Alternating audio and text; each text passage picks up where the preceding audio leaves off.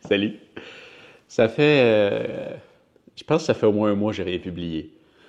Je suis toujours en vie. Je travaille toujours sur des vidéos à d'Islande qui vont s'en venir éventuellement. Mais j'ai eu un mois de novembre, d'octobre, tellement fou. Tellement, tellement fou. Puis ça me porte à penser que ça fait maintenant 5 ans que je suis travailleur autonome à temps plein. Je pense qu'il y a quelque chose quand même d'intéressant là, à en dire aujourd'hui après tout ce temps. Parce que voilà 5 ans, quand j'ai fait ce saut-là, c'était un saut dans le vide. Complètement. Ça faisait peur. Mais j'avais le goût de l'essayer. Puis ça m'a amené où est-ce que je suis aujourd'hui. Puis je regarde ça là, avec un peu de recul. Puis c'est tellement, tellement hot. Quand j'ai fait le saut, l'idée c'était de foncer à fond dans YouTube pour réussir à avoir un revenu récurrent qui me permet de faire d'autres projets en même temps. Puis dans le fond, c'est là que c'est là que je suis rendu. Euh,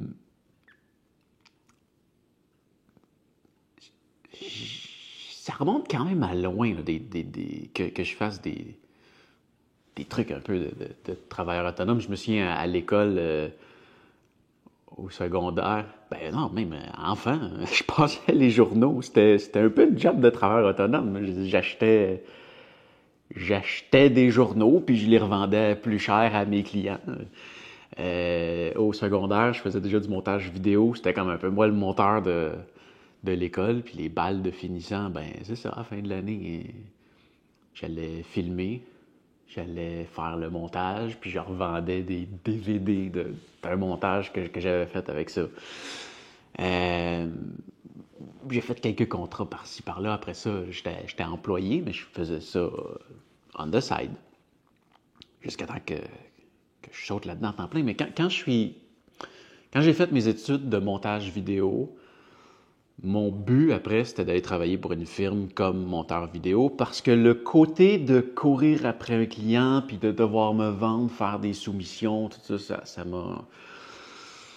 C'est pas un côté que j'aime du tout. Du tout. Puis finalement, je me suis rendu compte rapidement que c'est un marché qui est assez saturé. Puis de te lancer là-dedans comme quelqu'un qui sort de l'école, c'est tough.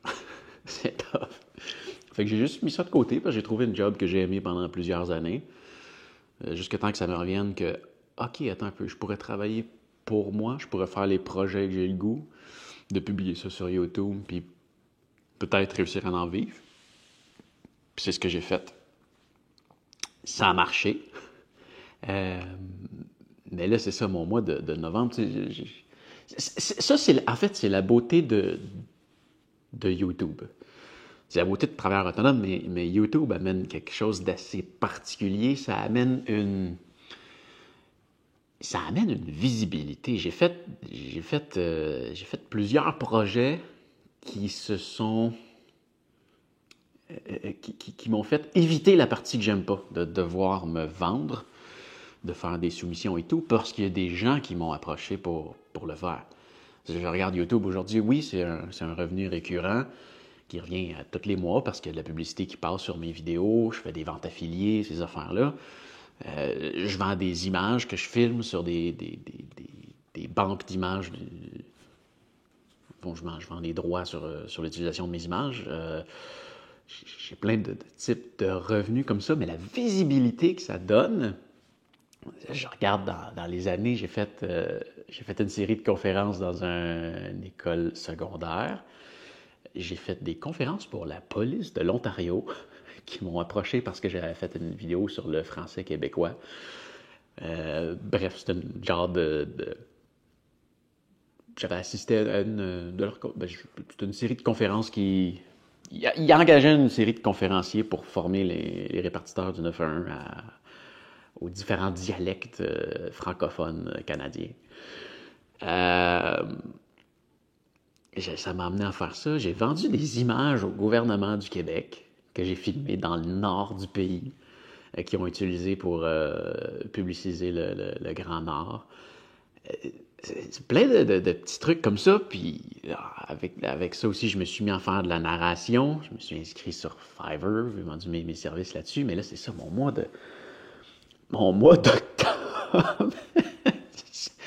En revenant d'Islande, j'ai vécu une période plutôt tranquille. J'avais hâte qu'il y ait des petits jobs qui reviennent comme ça sur les côtés. Puis là, ben, sont toutes arrivés en même temps. J'ai fait de la narration pour un parti politique fédéral. J'ai refait de la narration pour Quiz Room. Là, j'en avais parlé, la salle de quiz qui est ouverte à Montréal. J'ai refait... j'ai eu un énorme job qui est rentré pour un client pour qui je fais... qui est mon ancien employeur, en fait. Pour qui je fais... ben maintenant, il achète mon visage. Donc, je fais des vidéos pour eux, carrément. Ça a occupé énormément de temps. D'octobre, j'ai eu quoi d'autre aussi? J'ai eu d'autres petites... Ah, j'ai eu le fameux contrat de photo à Dani. J'ai été engagé comme consultant pour un site qui va bientôt ouvrir, qui vend de la musique libre de droit.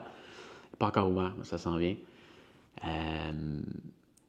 Ça, tu vois, c'est un autre job qui rentre parce que je fais des vidéos sur YouTube. Il est tombé sur moi, j'ai déjà parlé du sujet, il voulait avoir mon pouls, il m'a engagé comme consultant.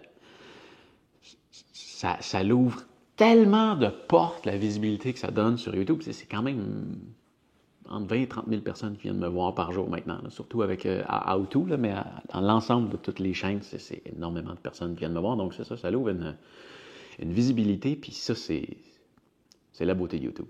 Vraiment. Vraiment. Là, ça vient de retomber un peu plus tranquille. J'ai réussi à travailler là, un peu sur l'Islande pendant le mois d'octobre, mais là c'est reparti. Là. Je travaille sur les vlogs. Je suis rendu au vlog du jour 24, sur à peu près 31. Mais j'y reviendrai. Mais bref, c'est ça. C'est cool.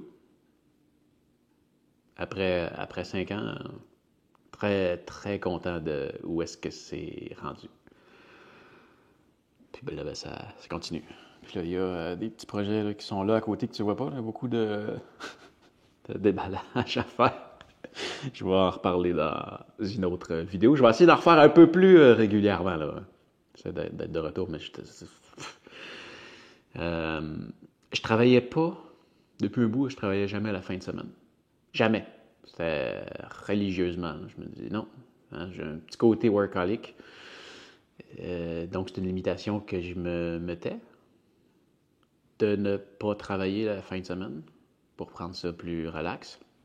Puis là, dans ce mois-là, j'ai été tellement surchargé que je me suis remis à travailler dans les fins de semaine. J'ai fait un petit peu de rattrapage. Là, une fois que les projets ont été finis, là, j'ai eu besoin de me reposer un peu. Je l'ai fait. Puis ça me dit en même temps que... Ben, tu sais, pourquoi ne pas travailler la fin de semaine? Parce que dans le fond, je peux travailler la fin de semaine, puis je peux ne pas travailler le jour dans la semaine quand ça me tente. Fait que là, je suis dans un mode que j'essaye un peu ça. Je travaille tous les jours, mais je me libère plus. C'est parce que ça, c'est un beau côté du travailleur autonome. Je travaille pour moi. Je choisis mes clients. Je choisis mes projets. Ça a le côté que tu peux dire « Ah ouais, on va faire ça aujourd'hui, je peux me le permettre, c'est moi mon boss. » Hein? Je me le permets-tu? Ah, ben oui. Ça a un double tranchant aussi que des fois, il faut que tu apprennes à dire non parce que tu es l'unique responsable de la personne qui génère. Tu es l'unique responsable de la personne. Tu es l'unique responsable de tes revenus. Faut que tu travailles, donc faut que tu apprennes à dire non aussi, puis faire ce que tu as à faire pour avoir des revenus.